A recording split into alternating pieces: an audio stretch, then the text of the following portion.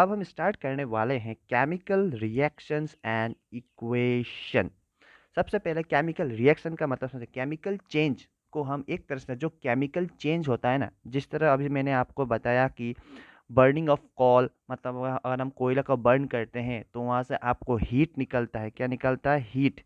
Heat निकलता है plus आपका लाइट निकलता है। तो वो जो चेंज है, वो जो चेंज हुआ केमिकली, तो उस पूरे प्रोसेस को हम एक रिएक्शन, केमिकल रिएक्शन बोल सकते हैं। जैसे कि अब हम यहाँ पर आपको डेफिनेशन, अब आप यहाँ पर डेफिनेशन देख सकते हो। प्रोसेस इन विच वन और मोर सब्सटेंसेस फॉर्म न्यू सब्सटेंसेस। जैसे कि देखो, वन और टू सब्सटेंसेस मतलब एक हो सकता है, दो हो सकता है, या उससे ज़्यादा भी हो सकता है, जिससे मिलकर नया सब्सटेंस बने, उसको आप केमिकल रिएक्शन हो, जिसके प्रॉपर्टीज भी अलग अलग हो। जैसे आप यहाँ पर देख सकते हो, हाइड्रोजन एक अलग सब्सटेंस है, ऑक्सीजन एक अलग सब्सटेंस है, और वाटर एक अलग सब्सटेंस है। हाइड्रोजन एक गैस है, ऑक्सीजन भी एक गैस है, लेकिन वाटर तो लिक्विड है ना। हाँ, इसको हम सॉलिड में भी कर सकते, जैसे कि आइस, और इसका जैसे वाटर वेपर भी हो सकता है, तो वो गैसेस में होता है।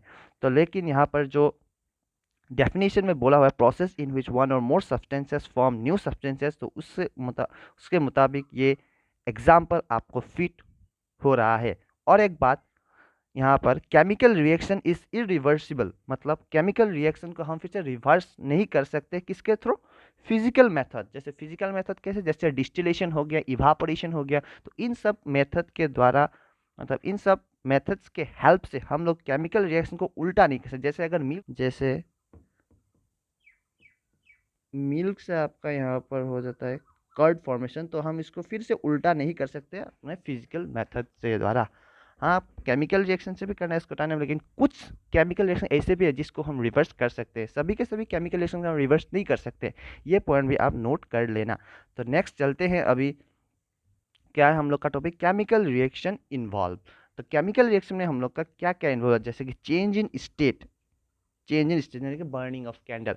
ये बर्निंग ऑफ कैंडल शायद हाँ, उसे भी बोल सकते हो, लेकिन वहाँ पर फिजिकल चेंज भी आता है, क्योंकि वहाँ पर यह आपका बर्न चेंज स्टेप में फिट नहीं होगा, क्योंकि जो आपका मतलब बर्निंग ऑफ कैंडल, कैंडल तो बर्न तो वो वैक्स में होता है, लेकिन उससे हम लोग फिर से मतलब वो मोमबत्ती जैसे कि कैंडल बना सकते हैं। लेकिन हाँ, ये केमिकल रिएक्शन है, क्योंकि जब हम कैंडल को बर्न करते हैं, तो लाइट और कार्बन डाइऑक्साइड भी निकलता है, तो उससे नया प्रोडक्ट बना, तो इसे हम एक केमिकल रिएक्शन बोल सकते हैं। उसके बाद नेक्स्ट क्या है? Change in colour.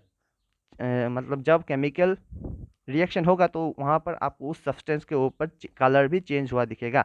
So evolution of gas, gas भी इवॉल्व होगा, और चेंज इन टेम्परेचर भी चेंज हो सकता है। यहाँ पर मैंने ये क्वेश्चन मार्क क्यों रखा है आप सबको बता दूं, क्योंकि मैं इस चैप्टर में इस सब के एग्जाम्पल्स कवर करूंगा। तो आपको कमेंट में बताना है कि change in colour, change in state, evolution of gas और चेंज इन टेम्परेचर के एग्जाम्पल्स आपको इस चैप्टर में से ढूंढ के मेरे कमेंट में जरूर करना है। तो नेक्स्ट अब हम बात करते हैं केमिकल इक्वेशन की।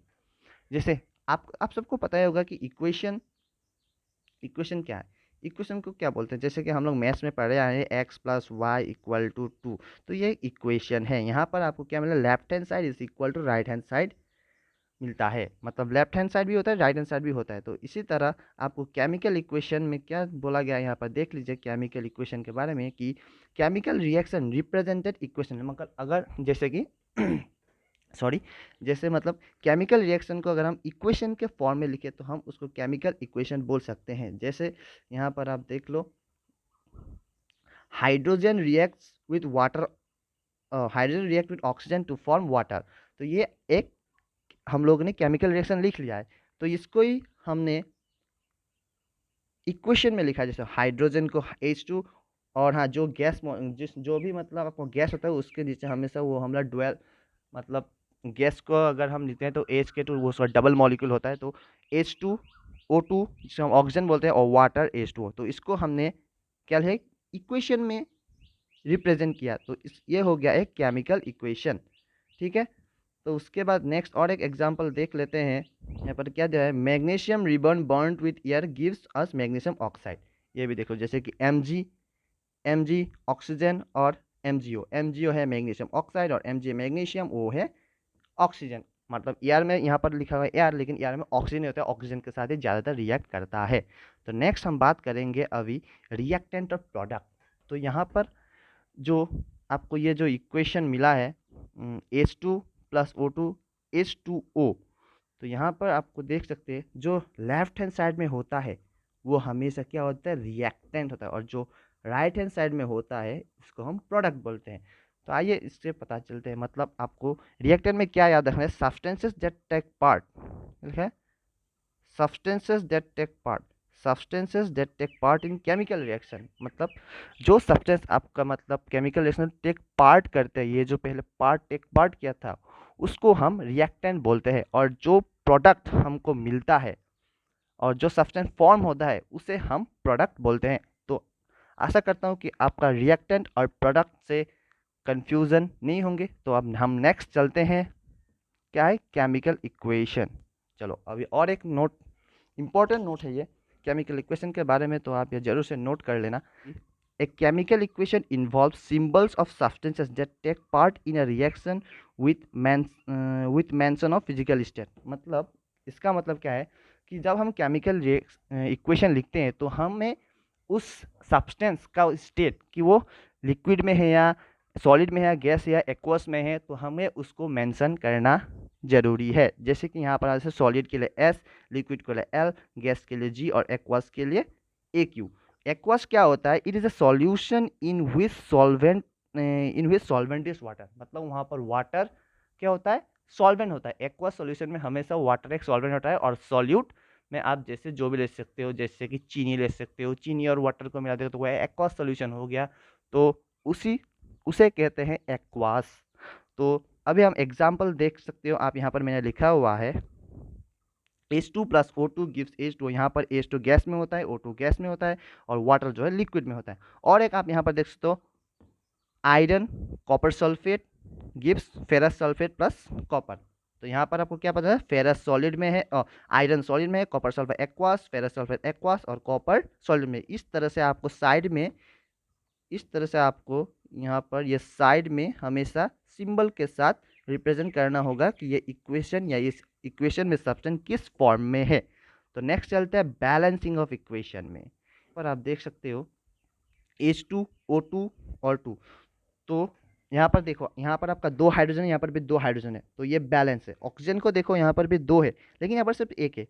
तो अगर हम ऑक्सीजन को अगर 2 बनाना चाहे तो जैसे कि अगर हम मल्टीप्लाई कर दे तो वो 2 हो जाता है ना, 2 इंटू 1 इक्वल टू 2। तो यहाँ पर 1, आप 1 की जगह पर आप ऑक्सीजन रख लो। तो अगर हमने यहाँ पर 2 दिया तो यहाँ पर देखो ऑक्सीजन तो बैलेंस हो गया, लेकिन फिर से ये 2 2 जा 4 हो गया ना हाइड्रोजन, तो यहाँ पर फिर से 2 हाइड्रोजन, तो इधर भी आप 2 लगा दो। तो इस तरह से आप मतलब इक्वेशन को बैलेंस कर सकते हो। हाँ, पर हम लोग को मतलब इक्वेशन बैलेंस करने का नीड क्यों हुआ, आप यहाँ अब हमारा नेक्स्ट टॉपिक वो है। तो चलो देखते हैं यहाँ पर क्या हो रहा है, law of conservation of mass. Matter can, यहाँ पर क्या है, matter can nether be created nor be destroyed in a chemical reaction. मतलब केमिकल रिएक्शन में ना हम मैटर को खुद से क्रिएट कर सकते हैं ना ही खुद से डिस्ट्रॉय कर सकते हैं। इसीलिए एक इक्वेशन में हमेशा जो रिएक्टेंट का मतलब क्वांटिटी होता है, वही क्वांटिटी, उसी अमाउंट क्वांटिटी, उसी मास, मतलब उतना ही मास या मैटर हम लोग को रिएक्शन के बाद भी मिलेगा। तो लॉ ऑफ कंजर्वेशन मास ये बताता है, इसीलिए हम लोग को इक्वेशन को बैलेंस करने की ज़रूरत है। तो यहाँ पर अब नेक्स्ट पेज पे आता है, यहाँ पर क्या लिखा हुआ है, so law of conservation of mass के कारण हमको क्या होगा, number of atoms involve in A reaction should remain same at the reactant and product side. तो मैंने वही बताया कि रिएक्टेंट साइड और प्रोडक्ट साइड में आपका नंबर ऑफ एटम्स हमेशा सेम रहने चाहिए। तो आज अभी हम सीखते हैं कि अभी तो मैंने आपको वो H2 plus O2 plus H2 वो तो एकदम नॉर्मल सा रिएक्शन था, तो मैंने आपको वो इजी से बैलेंस करना सिखा दिया। लेकिन अगर यहाँ पर ऐसा हुआ तो यहाँ पर देख सकते हो आयरन 1 H2O, और यहाँ पर क्या है Fe3O4 और H2 बना हुआ है। तो ये बुक का मेथड है, ये बुक में भी दिया हुआ है, आप चाहे तो बुक पढ़ सकते हो, नहीं तो आप यहाँ से देख लो। यहाँ पर पहले देखो मैंने एलिमेंट्स लिख लिया, उसके बाद left hand side right hand side. Left hand side में देखो आयरन कितना है, 1 है ना, उसके बाद हाइड्रोजन कितना है, हाइड्रोजन कितना है, 2 है ना, उसके बाद क्या है, ऑक्सीजन 1 है। और इधर भी आप लिख लो राइट हैंड साइड में कितना है, आयरन 3 है, उसके बाद ऑक्सीजन कितना है, 4 है, और हाइड्रोजन कितना है, 2 है। तो यहाँ से आप देख सकते हो कि हाइड्रोजन तो बैलेंस है, आयरन और ऑक्सीजन बैलेंस नहीं है। तो यहाँ पर आप देखो यहाँ पर आप देखो कि राइट हैंड साइड में 3 है। हाँ, तो अगर हम इस तरफ आयरन के साथ अगर 3 मल्टीप्लाई कर दे तो ये एकदम बराबर हो गया। तो अब हम यहाँ पर बैलेंस करते टाइम हम यहाँ क्या करेंगे, क्या कर ले, ग्रीन कर लेते हैं। चलो यहाँ पर हम 3 को यहाँ पर मल्टीप्लाई करना है। ये मेरा सॉरी यहाँ पर थोड़ा स्पेस कम है, तो यहाँ पर मेरा यहाँ ऐसे लिख देता हूँ 3FE करके हम लिख देंगे। ठीक है, तो उसके बाद ये तो यहाँ पर आगे 3 बोल के आप समझ लेना, मैंने यहाँ पर लिख दिया है। तो अभी देख सकते हो आयरन भी हो गया, सॉरी यहाँ पर कहता है 1 × 3। हाँ, ये आयरन बैलेंस हो गया, हाइड्रोजन भी बैलेंस हुआ है। अभी बारी है ऑक्सीजन की। ऑक्सीजन इधर आप देख सकते हो यहाँ पर 1 है और यहाँ पर 4 है। सॉरी, हाँ ये मैंने यहाँ पर सल्फेट मेरा एक गलत हो गया, यहाँ पर ये सल्फेट होना नहीं चाहिए था, मेरा लिखते समय थोड़ा गलत हो गया। ये सल्फेट यहाँ नहीं है, तो सल्फेट सॉरी सल्फर। तो अभी यहाँ पर मैं कहाँ था, हाँ देख लो, यहाँ पर जो है ऑक्सीजन 1 है और यहाँ पर 4 है। तो यहाँ पर 4 है, तो अगर हम यहाँ पर 4 है तो 1 × 4 कर देंगे। यहाँ पर देखो, यहाँ पर जो यहाँ पर अगर हम इस टाइप 4 है तो अगर यहाँ पर ×4 कर देते हैं, तो अगर हम यहाँ पर 4 से मल्टीप्लाई करते हैं तो 4 ऑक्सीजन हो गया।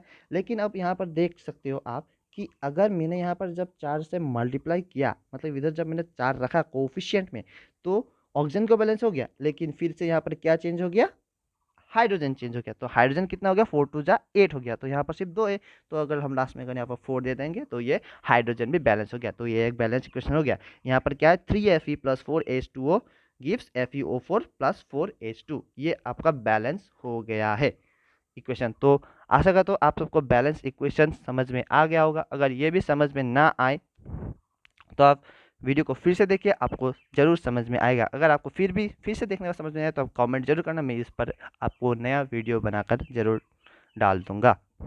अब चलते हैं types of chemical reaction. Types of chemical है तो केमिकल रिएक्शन के अनेक टाइप है। तो सबसे पहला टाइप है कॉम्बिनेशन रिएक्शन, उसके बाद है डिकम्पोजिशन रिएक्शन, उसके बाद है आप पढ़ेंगे डिस्प्लेसमेंट रिएक्शन, उसके बाद है आप पढ़ेंगे डबल डिस्प्लेसमेंट रिएक्शन, उसके बाद है आपका क्या है, ऑक्सीडेशन एंड रिडक्शन, जिसको हम रेडॉक्स कहते हैं। अगर दोनों एक ही इक्वेशन में अगर दोनों रिएक्शन परफॉर्म एक साथ हुए तो हम उसको रेडॉक्स कहते हैं।